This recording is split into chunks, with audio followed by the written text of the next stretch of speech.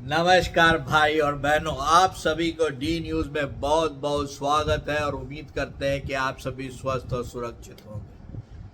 तबीयत जरा खराब हो गई थी इसलिए नहीं आ पा रहा था, अब रेगुलर रहूँगा और आज बहुत सारे न्यूज़ के साथ आपके पास आया हूँ और उम्मीद करता हूँ कि आप सभी स्वस्थ और सुरक्षित होंगे। मायावती जी ने जो बीएसपी का जो रूट का जो एक सिद्धांत था, एससी एसटी ओबीसी माइनॉरिटीज का और शोषित समाज का सुरक्षा और उसकी प्रगति का, उसको लेकर जिस तरह से मायावती जी ने बीएसपी को एक तरह से आगे बढ़ाया, अब लगता है कि मायावती जी ने ये 18वीं लोकसभा चुनाव खत्म होने के बाद और भारत में हो रहे तरह तरह के वैचारिक जो कहा जाए आपका, जिसमें सब कोई इन तीनों समाज से ऐसा प्यार करने लगे हैं जैसे वो भूले बिछड़े दिन है, जैसे दो नॉर्थ कोरिया और साउथ कोरिया के लोग मिलते हैं। और बहन मायावती जी हमेशा से कहते आई हैं, दो तीन पार्टियां हैं, समाजवादी पार्टी है या नहीं तो कांग्रेस पार्टी है, यहाँ तक उन्होंने बीजेपी को भी नहीं छोड़ा, उसको भी लपेटे पे लिया और हमेशा से कहते आई हैं ये बस आपका ठप्पा चाहते हैं, उसके अलावा कुछ नहीं चाहते हैं।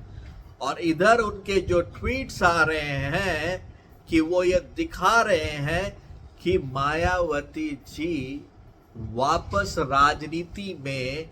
बहुत ज़्यादा सक्रिय हो चुकी है और वो दिन दूर नहीं है जब उनके ग्राउंड लेवल के जो कैडर हैं, उनके जो समन्वय है वो आपस में जुड़ जाएंगे।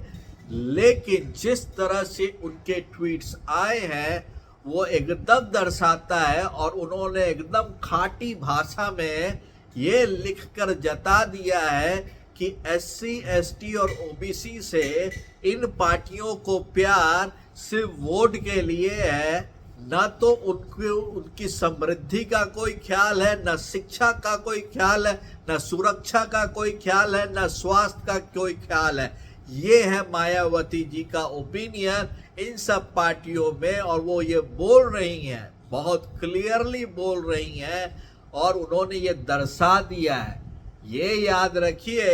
कि आज के दिन में भी मायावती जी का यूपी ही नहीं बहुत सारे राज्यों में जितना वोट शेयर है वो विधानसभा चुनाव को हिलाने के लिए और लोकसभा चुनाव में पासा एक दूसरे पार्टी का पलटने में बहुत ही ज़्यादा योगदान करेगा।